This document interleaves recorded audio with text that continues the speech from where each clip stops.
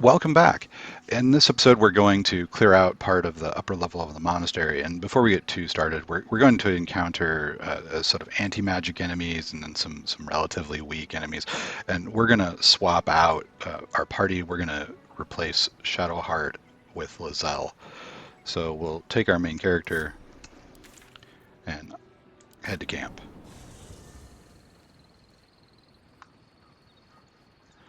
And Lizelle is at the bottom of this hill.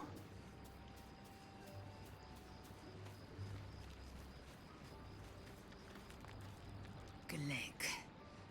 I had a dream, as we all did, I suspect. Someone came to me and promised to protect me, while claiming that the parasite could empower me. The parasite has taken root, it would seem. Every word, every promise, it is Geich deception. She is correct. So we're going to go ahead and say that we should ignore the dream figure. A wise choice. These parasites are a threat to be destroyed, not an opportunity to be exploited. And then we'll ask her to join. Make space, and my might is yours. Ready for battle. All right. And we'll head back. And we've got a little bit of equipment to swap out because when we were making sure it was easy for Lizelle to get burned to death, we swapped out some of her gear. We're going to want to take the returning pike and send that to Karlach. We'll put the adamantine splint armor back on. Re-equip the Watcher's Guile.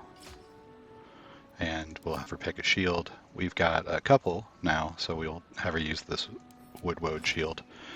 There's no real better option. Alright, we'll also have her use her weapon bond ability to make sure that this weapon's not returning. And for now, we'll take Gale and have him head back to camp. The reason we do this, as always, is to make sure that if we did have a party wipe, we've still got one of the characters in camp who could talk to Withers and bring everyone else in the party back. Alright, so we're going to climb the knotted roots here. And then jump. Because of the Tavern Brawler feat and the bow that we're using with our main character, we add our strength to our damage. And we're going to be doing a little bit of throwing of things. So for our main character, we're going to drink a potion of giant strength, and we'll swap to Lizelle, and we'll do the same thing. And this updates their strength to 21 instead of whatever the normal value was. And we may do this for Karlach later, but she doesn't add her strength to damage multiple times, so it's not as important. We're going to strike this barricade a couple of times with our bow. And there are some secret enemies hidden in this room. So we'll select our throwable items, and we'll throw an alchemist fire into the room, and that'll reveal our opponents. And then we can just shoot them.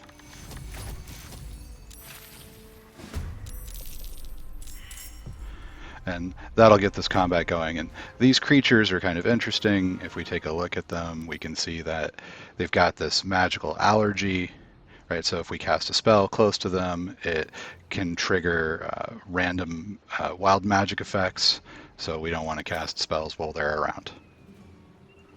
And we've still got another shot, so we'll shoot one. And we'll have Lizelle approach, and we can equip Karlach's weapon while we're waiting. If we threw this, it would automatically equip, so not a really big deal, but since we don't have anything better to do. These guys will jump through these holes and then jump down to attack us, but when they do so, it'll knock them prone. Some of them will just jump through the window, this open area. But they're avoiding it right now because it's on fire.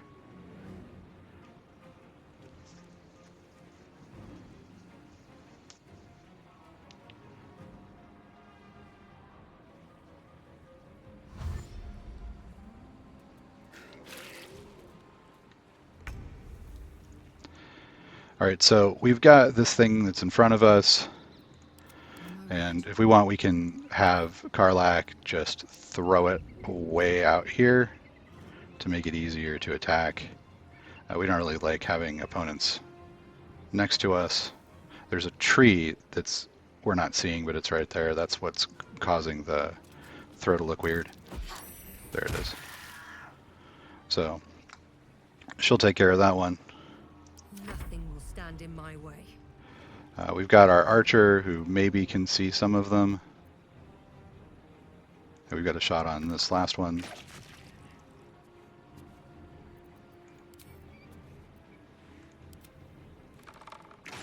That won't work. And this is our Dream Guardian complaining every time we fail at a check that we haven't taken enough Mind Flayer parasites, that we've never picked any of them up, so we can't yet. I will ascend. Again, these guys are just coming up here to the top, and they're going to leap off. So positioning counts.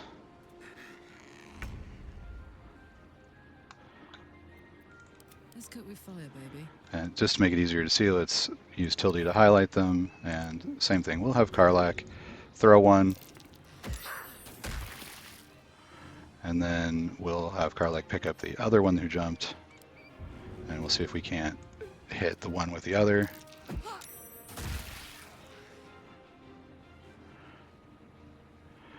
What now? Our archer will take the straight shot. And then attack another one on the ground. Again. We can have Lizelle do that as well. So she's got hand crossbows equipped. Try something else. And the Dream Guardian cussing us out over that gets old incredibly quickly.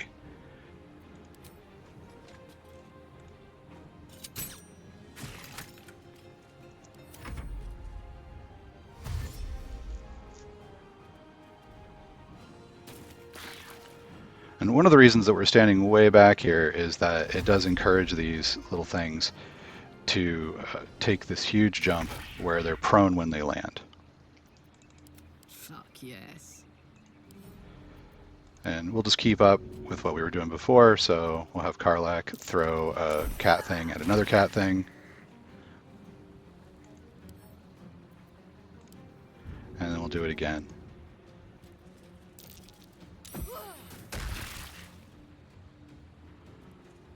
And then she's got an offhand shot, so we'll give that a try. This thing's only got 1 hit point, so if we hit, we win. There we go. Come on. Can't stay idle.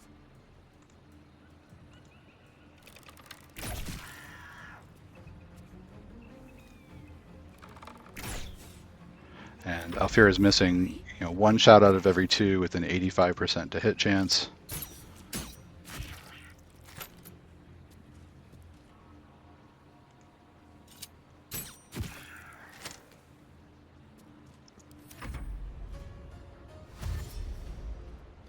And this guy's going to come running. And we'll see if we've got a shot. We do. All right, so that is the cat monster threat. Time to press ahead. It's a pretty straightforward fight. Jumping in here and trying to duke it out with them is, asking for more trouble than it's worth. Right, so they're super easy to fight if we pull them. They're a lot more difficult if we decide to fight them in their home turf. We can loot their nests. They've got some stuff in them.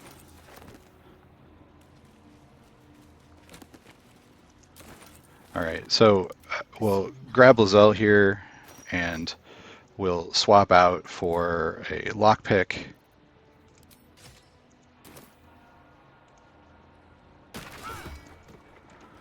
Axes work really well on doors.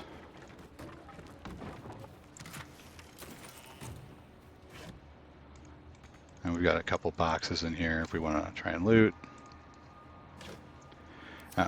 We can jump up this area and land up here and get to the top, or we can head over here through the door, or through this window if we would like.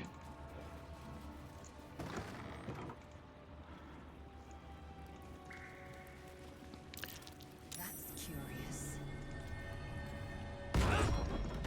So we'll just break this down and we'll come out onto this high area. There's a little secret dig site right here. We're going to have our characters jump across to this ledge.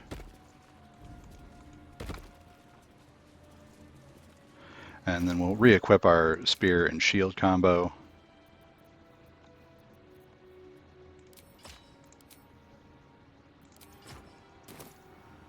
And we'll have everybody crouch, break the group apart, and we're just going to head in with Lizelle. There are a bunch of drunk kobolds down here. And these things are worth a ton of experience, and they're not very tough, so this is a fight that's totally worth doing. We're coming in from the back side of where you would ordinarily run into them the first time. The most dangerous among them is this kobold inventor. He throws explosives, and so he's going to be the guy that we sort of start off with. So we're going to do an offhand attack with our hand crossbow to initiate combat.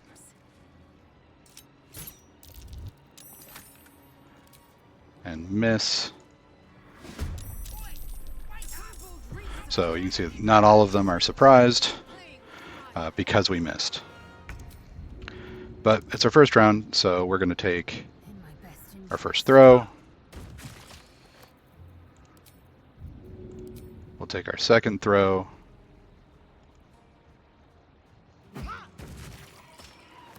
And that's it for the Kobold Inventor. He was the one that was going to be the most problematic. And we'll just back up. And we want to draw the kobolds into this area. So our goal would be to open them up to get attacked by the folks that we've got up on the ledge. And it looks like one of them's actually managed to attack us successfully. This throw stone ability doesn't do very much damage, so we're going to save our shield spell. You can see we only took a couple of points of damage.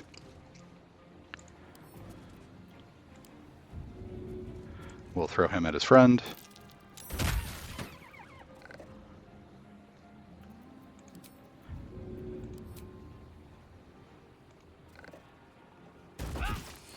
And then throw our spear. Now we didn't kill him, but that's not a problem. We've still got two other characters who haven't joined this combat yet. So we'll position our archer, and we can go up here as well. And the biggest problem we'll have with this fight is getting line of sight on things.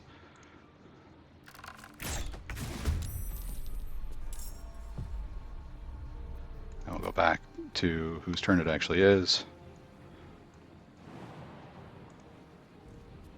And we'll just have Lizelle jump the gap.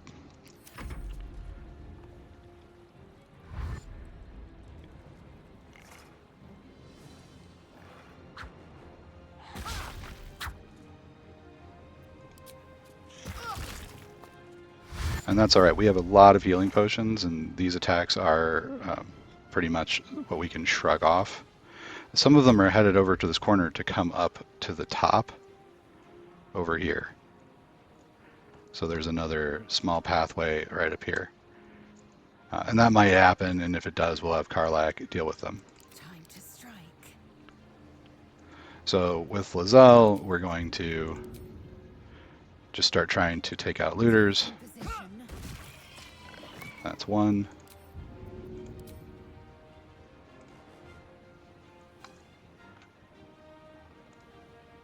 I'm having to pan the screen around because there's this tree that's sort of in the way.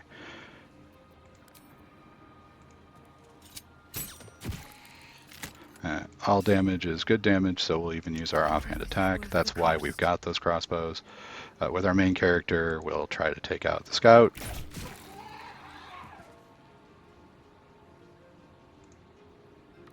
and the other scout, and still miss.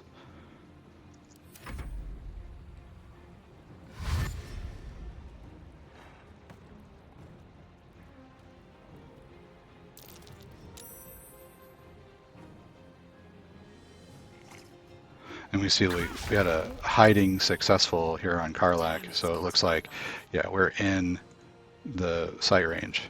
It's funny that she was able to successfully do that. She's pretty bad at hiding. So we'll go ahead and have her enter the combat as well. We're going to use our offhand attack because initiating with a ranged throw sometimes breaks the combat. And we'll go back to the character's turn who we were actually on.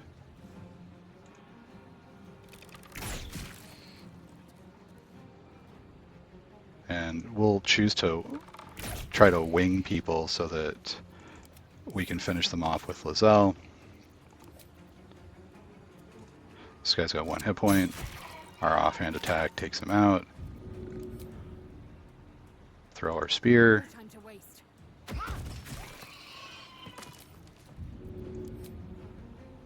And we'll throw our spear again. No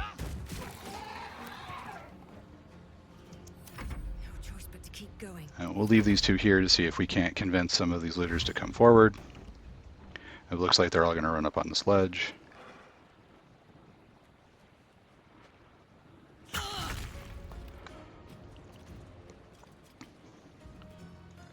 Now, if we had a solid area of effect attack or like a spike growth or something because we had a druid, we could have put it here and just had the Lizelle kind of stay on the original ledge and just they'll all die coming through the gap.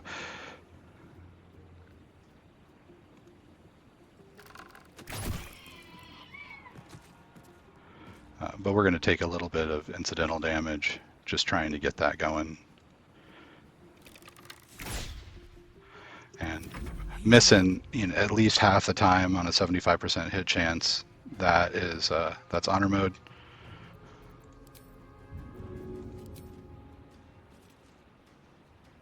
Easy. And Lizelle does significantly more damage with thrown on items than Karlak does because of Tavern Brawler. Time to strike. She's also really strong, but doesn't look like she's quite strong enough to jump this gap.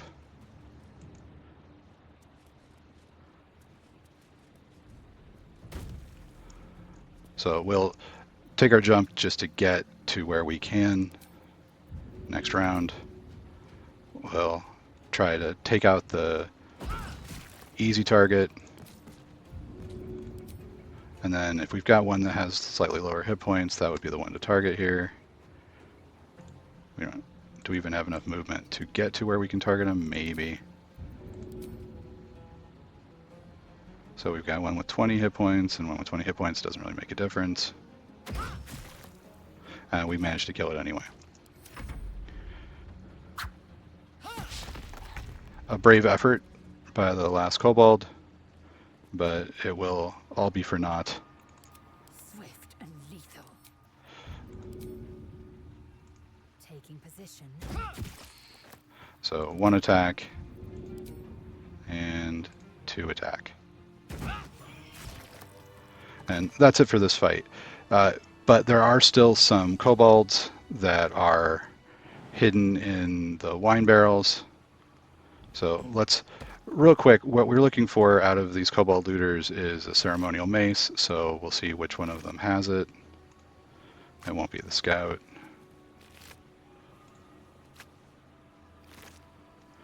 It looks like none of these. Is that all of them that are up here? Yeah, okay. So we'll regroup our party. And we're going to head down into the room. And again, the back way here is just more difficult to navigate, probably because it wasn't intended to be the primary way of getting in here. There's a bunch of alcohol that these kobolds have on them if you're looking to get the achievement for a camp rest using nothing but alcohol.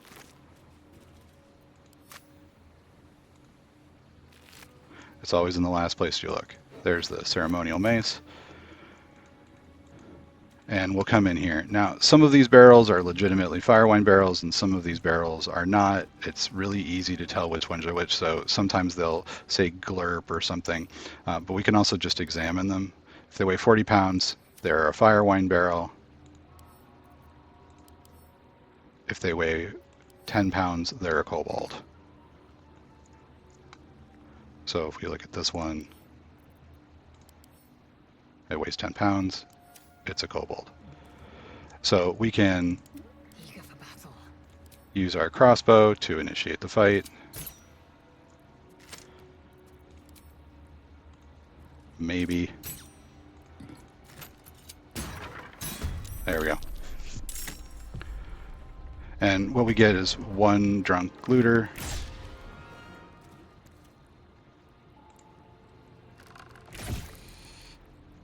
Ready for another round? Say bye-bye. But 75 experience. And we've got some firewine barrels that we can pick up for exploding things later, so we'll do that.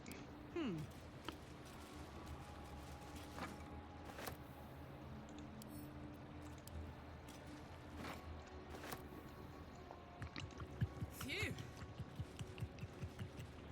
This room is covered with alcohol, so if we're using flame effects, everything's going to explode. We see that this one is a kobold just by looking at the dialogue that's popping up.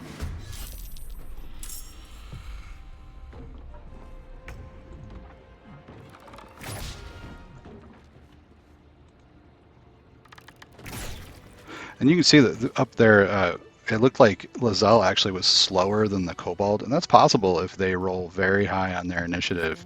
Even alert will not necessarily make us faster than a fast, like a high dexterity opponent. So again, we can take a look here. 10 pounds, that's a kobold.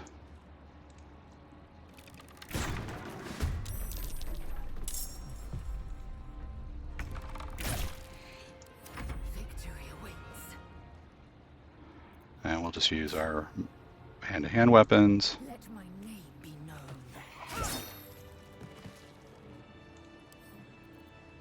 Take a look, 10 pounds.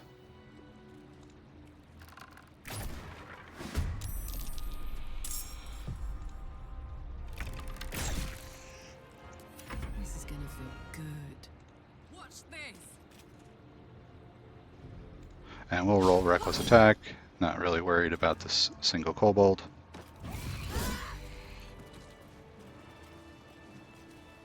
This is just a wooden barrel. Take a look here, that's a real firewine barrel. Making me sweat.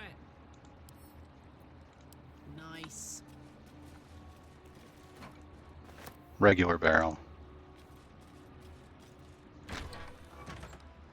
And we'll come around outside.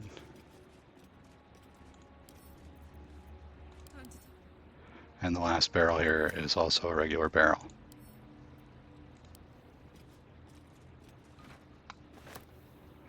So that's all the firewine barrels.